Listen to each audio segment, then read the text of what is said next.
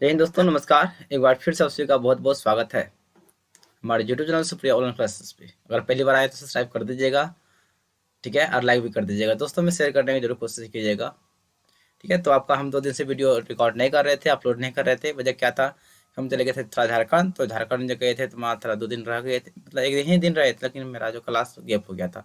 इसके लिए मैं क्षमा चाहता हूँ। अब आपको कंटिन्यू क्लास मिलेगा, ठीक है। चलिए, जैसे बता दूं कि आप सभी का जो है ना, हम पार्ट 1 ऑलरेडी बना दिए थे। अगर नहीं देखे हैं तो इसका इस वीडियो के डिस्क्रिप्शन में आपको लिंक मिल जाएगा, आप सब जगह देख सकते हैं, ठीक है ना। ये हमारा जो है ना कविता जो है हमारी नींद वीरेंद्र डंगवाल का, ठीक है ना। ये आज हमारा लास्ट पार्ट होगा। तो क्वेश्चन नंबर हम लोग आ चुके हैं कितना पे, 7 पे आ चुके हैं, ठीक है। तो देखिए सवाल क्या है कि इनकार करना न भूलने वाले कौन है, कवि का भाव स्पष्ट कीजिए। कवि क्या कहते हैं, इस समाज में किसको इनकार नहीं करना चाहिए, किसको भूलने लायक नहीं है, किसकी बात करते हैं कवि। इसका कहने का इस मतलब कवि का भाव क्या है कहने का, ठीक है। देखिए इसका आंसर है आपका, कवि कहते हैं क्या, कवि कहते हैं कि हमारे समाज में आज भी कुछ ऐसे हठकर्मी लोग रहते हैं जो कई गलतियां करते हैं, लेकिन वे अपनी गलतियों को, ठीक है, अपनी गलतियों को स्वीकार करते ही नहीं है। वे साफ तौर पर अपनी गलती को इनकार कर देते हैं। यानी कवि का कहने का तात्पर्य है, आशय यह है कि कवि कहते हैं क्या, ऐसे कुछ समाज में ऐसे लोग रहते हैं जो गलती बार बार करते हैं, गलती पर गलती करते हैं, बट वे अपनी गलती को स्वीकार नहीं करते हैं। ऐसे लोगों को कभी नहीं भूलना चाहिए और उनसे कभी मिलना भी नहीं चाहिए, क्योंकि गलती जो बार बार करते हैं वे और अपनी गलती को स्वीकार भी नहीं करते हैं, ऐसे इंसान कभी सुधरने वाले नहीं है। ऐसा कवि का कहने का आशय है। चलिए क्वेश्चन में आगे बढ़ते हैं। चलिए क्वेश्चन नंबर देखिए आपका 8, ठीक है। थोड़ा देख लें इससे पहले हम आपका यहाँ तक हो गया था शायद 4।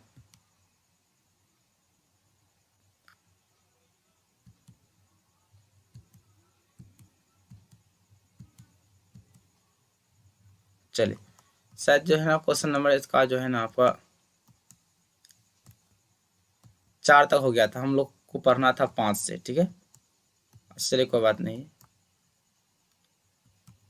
चलिए आते हैं 5 पे पहले, ठीक है ना। 4 तक हो चुका था, क्वेश्चन नंबर 4 तक हो गया था, ठीक है। टोटल इसमें 8 क्वेश्चन है। तो चलिए आइए 5 से शुरू करते हैं। हमारी नींद से कवि का क्या तात्पर्य है। कवि क्या कहते हैं कि हमारी नींद, जब हम सोते हैं तो हमारे नींद से क्या मतलब होता है, ठीक है। तो देखिए हम लोग जब सोते हैं, जितने जीव जंतु सोते हैं, लेकिन हमारे सोने के दौरान भी कुछ ऐसे सजीव होते हैं जो अपना गति करते रहते हैं। हमारा जीवन जो है ना एक हठीला है, जो हमेशा अनवरत गतिशील होता है, गति करते रहते हैं। तो आइए इस क्वेश्चन के माध्यम से कवि क्या करना चाहते हैं, ठीक है। देखिए क्या कवि क्या कहते हैं कि हमारी नींद से क्या मतलब है, क्या तात्पर्य है, ठीक है। आंसर है, हमारी नींद से कवि सुविधाभोगी लोगों की बेपरवाही का चित्रण करता है। कवि क्या कहते हैं, जब हम लोग सोते हैं ना, जो सुविधाभोगी लोग होते हैं ना, वे बेपरवाह होते हैं। वे हम लोग का परवाह करते भी नहीं है, गाना बजाना करते रहते हैं। कवि कहता है कि ऐसा नहीं है कि जब हम सोए हो तब हमारा जीवन रुक जाए, ऐसा नहीं है। जब हम सोते हैं ऐसा नहीं कि मेरी जीवन रुक जाती है, ऐसा नहीं है। जीवन क्या है, एक जीवन का झरना है, यह गति करते रहता है या फिर विकास न करे, ऐसा नहीं है। हमारी बेपरवाही में भी हमारा जीवन लगातार आगे बढ़ने के लिए संघर्ष करता रहता है। हम बेफिक्र सोए रहते हैं और हमारा जीवन आगे बढ़ते ही रहता है। कभी कहते हैं क्या, भले हम काम करें अथवा ना करें, हम कुछ करें अथवा ना करें, लेकिन हमारा जो जीवन है यह निरंतर गति करते रहता है। इसलिए इंसान को समय रहते हर काम कर लेना चाहिए, ऐसा कवि का भाव है। चलिए आगे बढ़ते हैं। क्वेश्चन नंबर 6 देखिए। चलिए कहोगे जी, क्वेश्चन नंबर 6 क्या है कि वीरेंद्र डंगवाल के अनुसार नींद के दौरान क्या क्या परिवर्तन हुए। कवि क्या कहते हैं, कवि के अनुसार से, कवि वीरेंद्र डंगवाल जी हैं, उन्होंने क्या कहते हैं कि हमारे नींद के दौरान कुछ ऐसे परिवर्तन हो जाते हैं जिनको हम लोग को खबर भी नहीं चलता है। आंसर है, कवि के अनुसार नींद के दौरान, ठीक है, निम्नलिखित परिवर्तन होते हैं। यहाँ पर हो जाएगा निम्नलिखित, निम्न लिखित परिवर्तन होते हैं। पहला क्या है, पेड़ पौधे का बढ़ना, हम सोए रहते हैं लेकिन पेड़ पौधा बढ़ते रहते हैं, पहला परिवर्तन हुआ। दूसरा क्या होता है, अंकुर का फूटना, जो अंकुर जो बीज जमीन में गाड़ते हैं, जमीन में बोते हैं, वह बीज क्या करते हैं, हम लोग के सोने के दौरान भी वह जो है हमेशा अनवरत गति करते रहता है, हमेशा क्या करता है, अपने कोमल सिंगों से क्या करते हैं, वह धक्का लगाते रहते हैं। और एक दिन ऐसा होता है, वह कोमल सिंह जो है ना धरती का सीना को चीर के जो है वह निकल जाता है और वह पौधा बन जाता है। अर्थात कवि का तात्पर्य यह है कि हम अगर कोई भी काम को शिद्दत से, अगर अच्छे दिल से, अगर मन से अगर उस काम को कंटिन्यू करते रहेंगे तो हम भी जो है ना एक दिन क्या करेंगे, सफलता पा लेंगे। चलिए फिर 3 में क्या है, मक्खी का जीवन क्रम पूरा हुआ। कभी क्या कहते हैं, मक्खी जन्म लेते हैं, मक्खी मरते हैं, लेकिन फिर भी हम लोग का जीवन चलते रहते हैं। 4 में क्या है कि कई शिशुओं का पैदा होना तथा उनमें से कई विभिन्न दुर्घटनाओं में असमय मृत्यु को प्राप्त होना। संसार में आदमी आते हैं, मरते हैं, चाहे दुर्घटना से हो या किसी भी कारण से वो मरते रहते हैं, लेकिन जीवन हमेशा गतिशील है, वह चलते ही रहता है। इसलिए इस कविता के माध्यम से कवि विद्यार्थियों को यह संदेश देने के लिए चाहते हैं कि जीवन में हमेशा गति करते रहना चाहिए। हम लोग भले खाना खाएं, काम करें अथवा ना करें, लेकिन हमारा जीवन जो है ना, या मानव का जीवन जो है वो हमेशा गतिशील ही रहता है, वह गतिशील करते रहता है। चलिए आगे बढ़ते हैं। आपका 7 हो गया था, अब आते हैं 8 पे, जो कि शायद हमारा यह लास्ट सवाल होगा। चलिए देखिए, कविता के प्रथम अनुच्छेद में कवि एक बीम की रचना करता है, उसे स्पष्ट कीजिए। कवि किन किन बीम को प्रस्तुत करते हैं?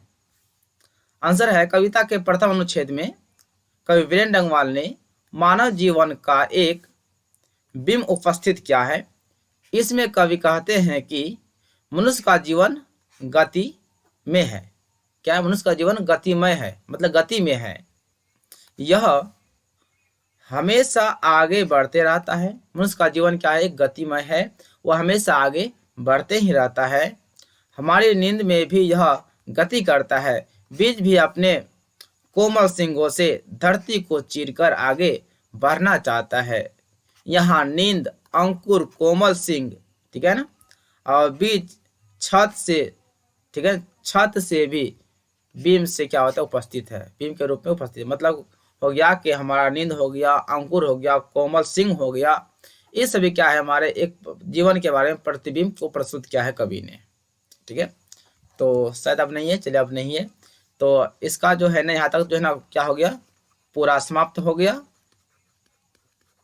ठीक है ना, और आशय बचा होगा तो आपको हम आशय जो है ना आपको गुरु नानक में बता दिए थे, आप सभी जाके देख लीजिएगा आशय किस तरह से लिखा जाता है। ठीक है ना, तो बाकी बात कल जो है ना नेक्स्ट पार्ट आएगा। आप प्रयास करेंगे कि हम एक ही वीडियो में आपको एक कविता को कंप्लीट कर दें। ठीक है ना, तो दोस्तों में शेयर करते रहिएगा। ठीक है ना, उसके बाद जो है ना आपको हम आपका जो है ना संक्षेपण लिखने के लिए बताएंगे। उसके बाद आपको जो है ना लेख कैसे लिखा जाता है अपना भाषा में, आपको लेख भी लिखने के लिए सिखाएंगे। तो जो है ना आप सभी चैनल को सब्सक्राइब जरूर कर लीजिएगा, ताकि जब भी मेरा वीडियो आएगा उसका इन्फॉर्मेशन आप सभी को मिलते रहेगा। ठीक है, तो bye, all the best, good night. तो अभी रात का मौसम है, अभी रात आपका कितना, रात 12 बज रहा है। ठीक है ना, 12:02 हो रहा है। अब जो है ना वीडियो रिकॉर्ड हो जाएगा, आप सोएंगे। ठीक है, बाय, ऑल द बेस्ट सभी को, thank you, best of luck.